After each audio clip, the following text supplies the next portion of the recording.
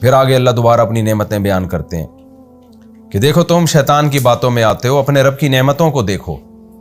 ربکم الذی، تمہارا رب تو وہ ذات ہے، یزجی لکم الفلک، جو تمہارے لیے کشتیاں چلاتا ہے، فی البحر، سمندر میں، لتبتغوا من فضلہ، تاکہ تم اس کی روزی تلاش کرو۔ کیسے سمندروں کے ذریعے تمہیں وہ روزی پہنچاتا ہے۔ انہ کان بکم رحیما، واقعی وہ تمہارے ساتھ بہت زیادہ رحم کرنے والا ہے۔ وَإِذَا مَسَّكُمُ الضُّرُّ فِي الْبَحْرِ، اب جب سمندر کی بات آئی، سمندر کی روزی کی بات آئی، تو اللہ مشرکین کا تذکرہ کرتے ہیں کہ ان کی حالت دیکھو، جب تمہیں سمندر میں کوئی مصیبت پہنچتی ہے، طوفان آ گیا، بھنور کا شکار ہو گئے، ظَلَّ مَن تَدْعُونَ إِلَّا إِيَّاهُ، تو سب غائب ہو جاتے ہیں جن کو تم پکارتے ہو سوائے اللہ کے، یعنی اللہ پھر تمہیں یاد آتا ہے۔ اس وقت تمہارا ضمیر کہہ رہا ہوتا ہے کہ یہ ہمارے ہاتھوں کے بنے ہوئے بت اور یہ ہمارے معبود ہماری مدد نہیں کر سکتے۔ فَلَمَّا نَجَّاكُمْ إِلَى الْبَرِّ، لیکن جب وہ تمہیں نجات دیتا ہے خشکی کی طرف، أَعْرَضْتُمْ، تو تم دوبارہ شرک شروع کر دیتے ہو، دوبارہ اعراض کرتے ہو۔ وَكَانَ الْإِنسَانُ كَفُورًا، اور انسان ہے ناشکرا۔ تو یہ ایک مثال ہے، اس مثال میں ہر وہ شخص داخل ہے جب کوئی مصیبت تھی تو اللہ کو یاد کر رہا تھا، اور جب اللہ نے وہ مصیبت دور کر دی تو وہ اللہ کو بھول گیا۔ آگے اللہ فرماتے ہیں تم سے جب مصیبت ختم ہوتی ہے اور اس وقت تم اللہ کو بھول جاتے ہو تو کیا تم بے خوف ہو گئے کہ اللہ تمہیں خشکی میں نہیں دھسا سکتا؟ زمین میں، سمندر میں تمہیں ڈر تھا کہ ہم ہلاک ہو جائیں گے، اس وقت اللہ کو پکار کے دعائیں مانگ رہے تھے، اور خشکی پہ آ کے تم اللہ کو بھول گئے، تو آفا امین تم، تو کیا تم بے خوف ہو گئے، ان یخسف بکم جانب البر، کہ وہ خشکی کی جانب میں تمہیں دھسا دے۔ زمین میں زلزلے بھی تو آ سکتے ہیں۔ او یرسل علیکم حاصبا، یا خشکی میں تمہارے اوپر کوئی پتھروں کا طوفان بھیج دے، جیسے اس نے پچھلی امتوں پر بھیجا ہے۔ ثم لا تجدوا لکم وکیلا، پھر تم اپنے لیے کوئی مددگار اور دوست نہیں پاؤ گے۔ ام امنتم، یا تم اس بات سے بے خوف ہو گئے ہو، ان یعیدکم فیہ تارۃ اخری، کہ اللہ تمہیں دوبارہ اعادہ کر کے دوبارہ سمندر میں لے جائے۔ جیسے ہوتا ہے نا کہ ایک آدمی بڑی شدید بیماری تھی، اللہ کو بہت یاد کیا، اللہ سے بڑے وعدے کر لیے اس نے کہ اب میں ایسا کروں گا، میں اچھا بنوں گا، اور جب اللہ نے ٹھیک کر دیا تو دوبارہ بدماشیوں پہ آ گیا۔ تو اللہ کہہ رہے ہیں کہ تمہیں یہ کیسے یقین ہو گیا کہ دوبارہ یہ بیماری نہیں آ سکتی، دوبارہ وہ مصیبت نہیں آ سکتی؟ تو جب تم سمندر میں تھے اور طوفان کے خوف سے تم اللہ کو پکار رہے تھے، اب جب خشکی میں آ گئے ہو تو کیا اس بات کا امکان ختم ہو گیا کہ دوبارہ سمندر کا کبھی سفر نہیں ہوگا؟ عین ممکن ہے اللہ تمہیں دوبارہ سمندر میں لے جائے، کسی بھی کوئی ضرورت ایسی پڑ جائے تمہیں سمندر میں جانا پڑے۔ فَيُرْسِلَ عَلَيْكُمْ قَاصِفًا مِّنَ الرِّيحِ، پھر وہ بھیج دے تم پر ہوا کا بہت بڑا طوفان، فَيُغْرِقَكُمْ، پھر تمہیں غرق کر دے، بِمَا كَفَرْتُمْ، اس کفر کی وجہ سے جو تم نے کیا، کہ پہلی دفعہ خشکی پہ آنے کے بعد جب تم اللہ کو بھولے تو یہ کفر تھا، تو اللہ یہ بھی کر سکتا ہے کہ تمہیں دوبارہ لے جائے۔ تو یہ آیت بھی ہر اس شخص کے بارے میں ہے جو مصیبت میں اللہ کو یاد کرتا ہے اور اللہ سے وعدے کرتا ہے، اور جب وہ مصیبت اس سے دور ہو جائے تو پھر وہ اللہ کو بھول جاتا ہے۔ تو اللہ اسے بھی ڈرا رہے ہیں کہ اللہ دوبارہ تمہیں اس مصیبت میں ڈال سکتے ہیں۔ ثم لا تجدوا لکم علینا بہ تبیعا، پھر اس پر تم ہمارے خلاف کسی کو بھی تبیع نہیں پاؤ گے، کوئی ایسا مددگار نہیں جو ہمارے بعد آئے تمہاری مدد کرے۔ اب چونکہ اس میں اللہ نے خشکی کے اور سمندر کے سفر کا تذکرہ کیا کہ ہم تمہیں سمندروں کا بھی سفر کراتے ہیں، خشکی میں بھی تم سوار ہوتے ہو، تو آگے اللہ انسان کی اس نعمت کا تذکرہ کر رہے ہیں کہ وَلَقَدْ كَرَّمْنَا بَنِي آدم، کہ تحقیق ہم نے بنی آدم کو بہت عزت دی۔ کیسے عزت دی ہے؟ وَحَمَلْنَاهُمْ فِي الْبَرِّ وَالْبَحْرِ، کہ ہم نے ان کو خشکی میں بھی سوار کیا اور سمندروں میں بھی سوار کیا، یعنی خشکی کو بھی ان کے تابع بنا دیا اور سمندروں کو بھی۔ اب دیکھیں جو لوگ خدا کو نہیں مانتے نا، وہ بس ترقی کی رٹ لگاتے ہیں، یہ نہیں دیکھتے کہ جن وسائل کو استعمال کر کے ترقی کی جا رہی ہے، یہ سارے وسائل خدا نے انسانوں کے تابع کیے ہیں۔ آپ دنیا میں سفر کر رہے ہیں، آپ کہیں بھی سفر کر رہے ہیں، تو یہ تو انسان کو اللہ نے قابل بنایا ہے۔ جس مخلوق کو قابل نہیں بنایا وہ 1000 سال پہلے جہاں کھڑی ہوئی تھی آج بھی وہیں ہے وہ۔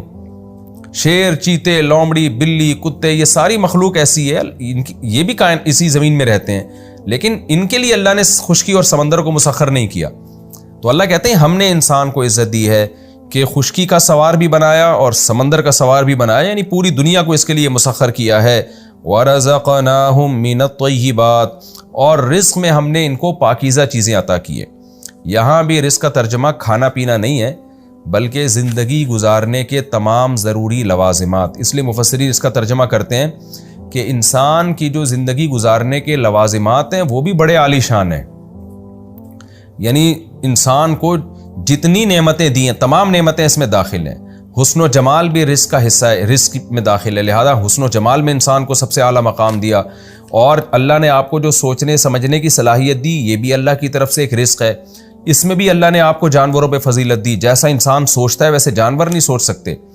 پھر جو کھانے پینے کی چیزیں اللہ نے دی ہیں، جتنی نفیس اور بہترین اور شاندار خوراک انسان کی اور جتنی لذیذ، اتنی جانوروں کی نہیں ہے۔ کسی جانور کو اللہ نے ایسا پروٹوکول نہیں دیا۔ اسی طرح جو لذتیں انسان کے لیے رکھی ہیں، جسمانی لذتیں، وہ لذتیں بھی انسانوں کے لیے جانوروں کی نسبت بہت اعلیٰ نوعیت کی لذتیں ہیں۔ تو یہ تمام چیزیں اس میں داخل ہیں۔ اللہ فرماتے ہیں کہ وَرَزَقْنَاهُم مِّنَ الطَّيِّبَاتِ، ہم نے انسان کو پاکیزہ چیزیں بطور رزق دی ہیں۔ وَفَضَّلْنَاهُمْ عَلَىٰ كَثِيرٍ، اور ممن خلقنا، وہ مخلوق جو ہم نے پیدا کی ہے ان میں سے بہت سوں پر ہم نے انسان کو فضیلت دی ہے، تفضیلا، بہت زیادہ فضیلت۔ تو یہ سب کام ہم نے کیے ہیں۔ ملحد کہتا ہے یہ سارے آٹومیٹیکلی خود بخود ہوئے ہیں، اللہ کہتے ہیں یہ تو ہم نے انسان کو فضیلت دی ہے، تو پھر انسان کو بھی چاہیے کہ وہ ہمارا شکر ادا کرے، ہماری عبادت بھی کرے، ہماری اطاعت بھی کرے، ہمارے احکام کو فالو بھی کرے، اور ہمارے ساتھ کسی اور کو اس میں شریک نہ کرے۔ یہ ہمارا رکوع نمبر 7 اور 7 یہ الحمدللہ مکمل ہو گیا۔ اس رکوع میں بھی اللہ نے آدم علیہ السلام کا واقعہ بیان کیا اور بتایا کہ جو بدبخت لوگ ہیں شیطان ان پر مسلط ہے، غلط دلائل دیتا ہے ان کو، اور جھوٹے وعدے کر کے لمبی امیدیں دلاتا ہے۔ اس کے بعد شیطان کی باتوں میں آ کے وہ بھی جہنم کا ایندھن بنیں گے۔ آپ دیکھ لینا، انسان اپنے حال کو سوچ کے یہ سمجھتا ہے کہ میں ہمیشہ ایسا رہوں گا، یہ بہت بڑا دھوکہ ہے۔ حال کو دیکھ کے کبھی بھی مستقبل کے بارے میں دھوکے میں نہیں آنا چاہیے۔ آگے ہم چلتے ہیں رکوع نمبر 9 سورہ بنی اسرائیل کا، اور 15ویں پارے کا بھی رکوع نمبر 9، مختصر لفظی ترجمہ، مختصر گرامر، پھر انشاءاللہ اس کی تفسیر۔ بسم اللہ الرحمن الرحیم۔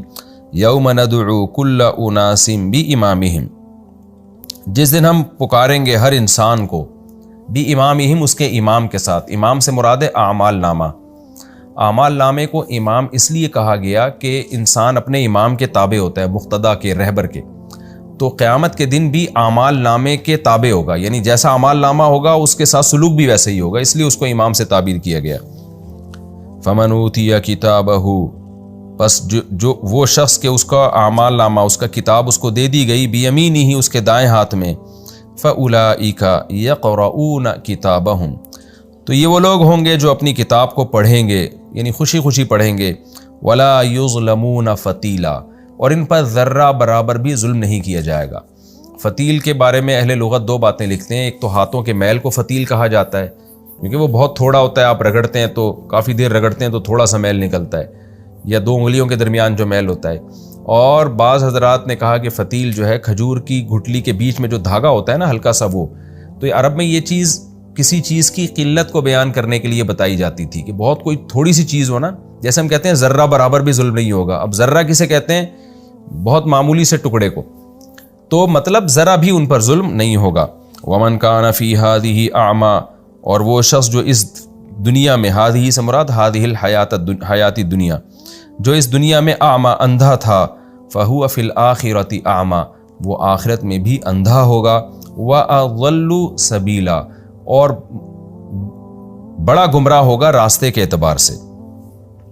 وَإِن كَادُوا، یہ انا کے معنی میں ہے، کیونکہ ان کے بعد جب لام آتا ہو نا، لام، تو یہ انا کے معنی میں ہوتا ہے، کیونکہ کادو کے بعد لام آ رہا ہے، لَيَفْتِنُونَكَ۔ وَإِن كَادُوا، اور ضرور قریب ہے یہ بات، کادا یا کادو، یہ لفظ بھی کئی دفعہ آ چکا ہے قرآن میں، آتا ہے نا تکادو تمیز من الغیظ، قریب ہے کہ جہنم غضب سے پھٹ پڑے، تو کادا یکادو کویدا یکودو تھا اصل میں۔ تو اللہ فرماتے ہیں کہ وَإِن كَادُوا یقیناً قریب ہے یہ بات لَيَفْتِنُونَكَ کہ یہ آپ کو فتنے میں ڈال دیں، آزمائش میں ڈال دیں، عَنِ الَّذِي اس وحی سے أَوْحَيْنَا إِلَيْكَ جو ہم آپ کی طرف کر رہے ہیں. یعنی یہ اتنا زور لگا رہے ہیں کہ ان کے عمل کو دیکھ کے ایسا لگتا ہے کہ قریب ہے کہ یہ آپ کو فتنے میں ڈال دیں اور اس قرآن سے ہٹا دیں جو آپ پر نازل ہو رہا ہے. ان کے عمل کو دیکھ کے ایسا لگتا ہے. لِتَفْتَرِيَ عَلَيْنَا غَيْرَهُ تاکہ پھر آپ ہمارے اوپر گڑھیں وہ بات جو غیرہو جو اس وحی کے علاوہ ہے، یعنی اس وحی کو چینج کر دیں آپ. یعنی قریب ہے یہ بات، ان کے عمل کو دیکھ کے لگتا ہے کہ یہ بات قریب ہے. اتنا زور لگا رہے ہیں کہ دیکھنے والا یہ سمجھے گا کہ ایسا ہو جائے گا کہ محمد صلی اللہ علیہ وسلم اس وحی کو تبدیل کر دیں گے جو آپ کے اوپر نازل ہو رہی ہے، گویا اللہ پر ایسی بات گھڑ دیں گے جو اللہ نے نہیں کہی ہے. یعنی ان کے عمل کو دیکھ کے ایسا لگتا ہے. آگے اللہ فرماتے ہیں وَإِذًا اور اگر ایسا ہو گیا لَاتَّخَذُونَكَ اصل میں تھا لَإِتَّخَذُونَ اتخذ یتخذ اتخاذاً ٹھہرانا بنانا، اور الف سائلنٹ ہو گیا لَاتَّخَذُوكَ خلیلا. ایسی صورت میں یہ بنا لیں گے آپ کو اپنا گہرا دوست. خلیل کہتے ہیں جگری اور گہرے دوست کو. وَلَوْلَا أَن ثَبَّتْنَاكَ وَلَوْلَا اگر یہ بات نہ ہوتی، کیا بات نہ ہوتی؟ ان یہ بات کہ ثَبَّتْنَاكَ ہم آپ کو ثابت قدم رکھتے. ثبت یثبت تثبیتاً ثابت قدم رکھنا.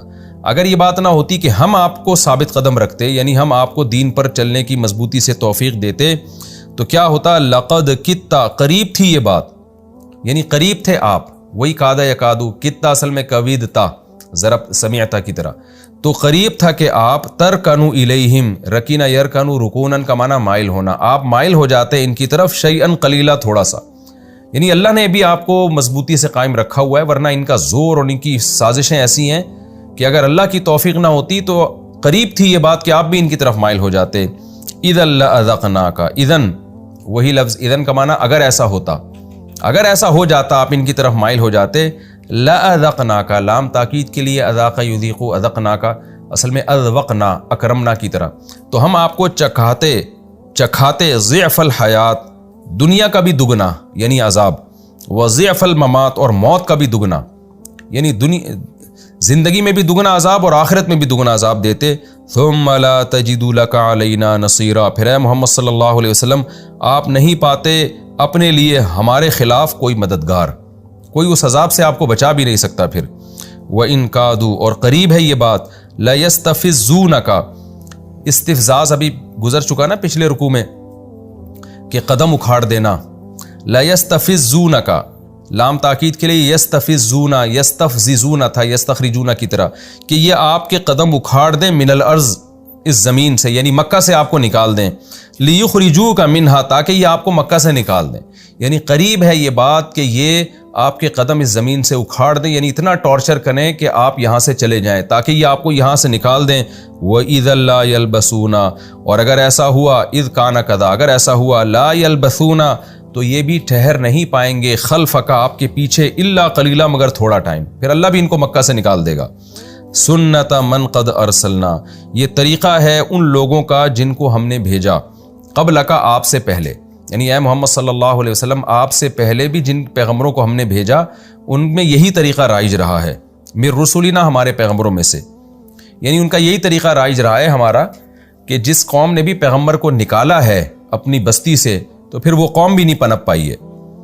وَلَا تَجِدُوا لِسُنَّتِنَا تَحْوِيلًا اور آپ نہیں پائیں گے ہمارے اس طریقے سے کوئی تحویل پھیرنے والا، یعنی ہمارا یہ طریقہ پھر نہیں سکتا، چینج نہیں ہو سکتا، یہ طریقہ رہے گا. اگر انہوں نے آپ کو نکال دیا تو یہ بھی مکہ میں پنپ نہیں